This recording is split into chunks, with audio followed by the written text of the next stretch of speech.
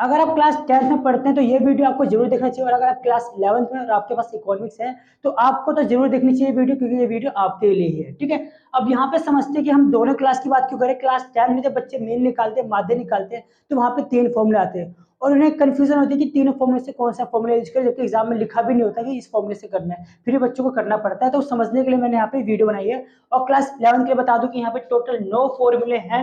अगर आप समझ जाओगे कि यहाँ पे इसको कैसे करना है, अच्छे से समझ लोगे, तो मैं कह रहा हूँ कि आप गारंटी से इनमें से कोई से फॉर्मूला यूज कर सकते हो उस क्वेश्चन को देखकर। ठीक है, तो कैसे करेंगे, चलिए यहाँ पे शुरू करते हैं। देखो सबसे पहले यहाँ पे क्या लिखा हुआ है, यहाँ पे लिखा है काइंड्स ऑफ अरिथमेटिक मीन, यानी समांतर माध्य के प्रकार। तो यहाँ पे दो टाइप्स लिखे हैं, यहाँ पे एक लिखा सरल समांतर माध्य और भारी समांतर माध्य। सरल मतलब सिंपल अरिथमेटिक मीन, और भारी समांतर माध्य यानी से वेटेड मीन कहते हैं, जहाँ पे वेट से रिलेटेड यानी किसी का वजन दे रखा हो तो उसके बेस पे करेंगे, जो बहुत सिंपल है। मैंने नहीं लिखा इस वीडियो में, आपको सिर्फ इसी के बारे में समझाऊंगा, सरल समांतर माध्य के बारे में। ठीक है, तो सबसे पहले आप समझ लो यहाँ पे जो सिंपल अरिथमेटिक मीन होता है वो 3 टाइप का होता है। देखो यहाँ पे लिखा है इंडिविजुअल सीरीज, डिस्क्रीट सीरीज और कॉन्टिन्यूअस सीरीज, यानी कि व्यक्तिगत श्रेणी, खंडित श्रेणी और सतत श्रेणी। हमें सबसे पहले समझना है कि तीनों में डिफरेंट क्या होता है, बच्चे समझ। देखो इंडिविजुअल यानी व्यक्तिगत, जिसमें सिंगल व्यक्ति के बारे में बात करते हैं, मतलब सिंगल इसके अंदर श्रेणी होती है।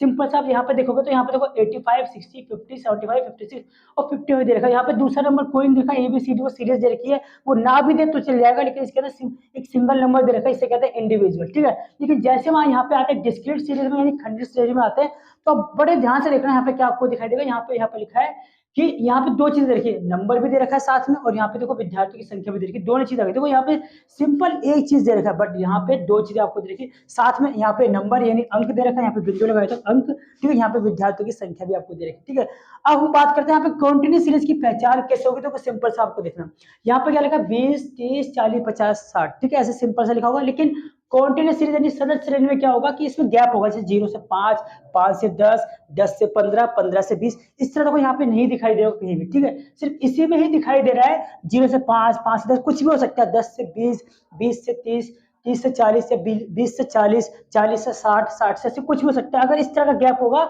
तो हमारा होता है कॉन्टिन्यूस सीरीज। तो आई होप आपको समझ में आ गया। फिर बता देता हूँ कि इंडिविजुअल सीरीज में सिर्फ सिंगल नंबर होता है। ठीक है, डिस्क्रीट सीरीज में क्या होता है, अंक यानी कि नंबर भी होगा, नंबर ऑफ स्टूडेंट भी होंगे, दो चीजें दी होगी, यानी एक्स और एफ मान सकते हो, एक्स और एफ भी मान सकते हो। ठीक है, या एम भी मान सकते हो। ठीक है, नेक्स्ट यहाँ पे देख सकते हैं, यहाँ पे विद्यार्थियों की संख्या। यहाँ पे कॉन्टिन्यूस सीरीज में क्या है कि यहाँ पे आप देख सकते हो नंबर और विद्यार्थियों की संख्या देखिए, जहाँ पे गैप होगा 0 से 5, 5 से 10, 10 से 15, 15 से 20। मैंने दोबारा बता दिया, आपको समझ में आ जाना चाहिए। अब बात करते हैं यहाँ पे इसके फॉर्मूले की। अब आपको तो समझ में आ चुका है, इनको देखते हैं आप कोई सा फॉर्मूला यूज कर सकते हो। अब कैसे करेंगे, वहां पे एग्जाम में बोलेगा कि आपको कौन से फॉर्मूले यूज कर दो।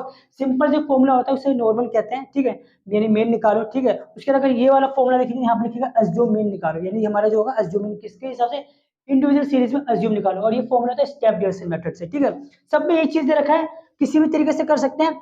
अगर वो बोलेगा कि हमें अज्यूम मीन से करना है तो हम यहाँ से कोई से भी फॉर्मूला यूज कर सकते हैं, अज्यूम जिसमें ए आता है। लेकिन पता कैसे चलेगा, आप इसको नंबरों को देख सकते हो यहाँ पे कि आपको कौन सी टेबल दे रखी है, उसको देख के आप इस फॉर्मूला यूज कर सकते हो। ठीक है, यानी अगर आपका सिंपल मेथड होगा तो आपको ये करना है, और अगर यहाँ पे अज्यूम होगा तो आपको ये करना है, और आपको यहाँ पे स्टेप डिवीजन जिसे हिंदी में कहते हैं पद मिश्रण विधि, तो आपको लास्ट वाला फॉर्मूला यूज करना होगा। तो समझाए तो यहाँ पे इस वाले फॉर्मूले में क्या है, यहाँ पे मीन निकालने का सिग्मा एक्स अपॉन में एन दे रखा है। और अगर अज्यूम मीन बोलेगा यानी कल्पित माध्य, यानी नंबर को अज्यूम करना होगा, तो आपको ए लगाना होगा, सिंपल सा यहाँ पे डी आ जाएगा। ठीक है, और यहाँ पे अगर आपको और आगे बोलते हैं कि इसको स्टेप डिवीजन मेथड से करो, तो आप यहाँ पे क्या लगा दोगे, सी लगा दोगे, सिंपल सा। देखो ये फॉर्मूला, इसके अंदर भी यहाँ पे क्या है, एफ एक्स है, क्योंकि ये दोनों एफ एक्स हो गए हमारे। ठीक है, इसको मल्टीप्लाई करेंगे तो एफ एक्स आ जाएगा, इनका टोटल यहाँ पे कर देंगे। ठीक है, अज्यूम से बोलेगा तो ए ले लेंगे यहाँ पे, और अगर स्टेप डिवीजन से बोलेगा तो यहाँ पे क्या ले लेंगे, सी ले लेंगे, सिंपल सा, और ये हमारा डी डैश हो जाएगा। ठीक है, और नेक्स्ट यहाँ पे देखो, अगर आपको कॉन्टिन्यूस सीरीज के अंदर निकालना तो भी सेम फॉर्मूला होगा, यहाँ पे सिग्मा एफ एम आएगा।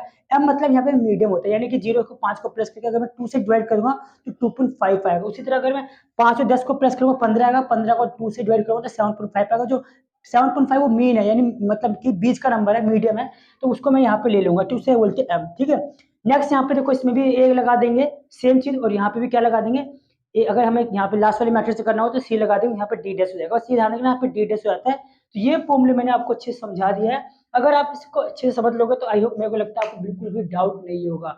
अगर आप चाहते हैं इस क्वेश्चन पे न्यूमेरिकल करना तो कमेंट कर दे, न्यूमेरिकल भी इस वीडियो पे मैं लेकर आऊंगा आपको, ताकि आपको बिल्कुल भी दिक्कत ना, अच्छी समझ में आ जाए। और हाँ, इस वीडियो को अपने दोस्तों को शेयर कर दो जिनको भी इसमें डाउट होता है, कंफ्यूजन होता है, ताकि उनको भी बिल्कुल भी दिक्कत ना हो, अच्छे से समझ जाए। ठीक है, तब तक अपना ख्याल रखना।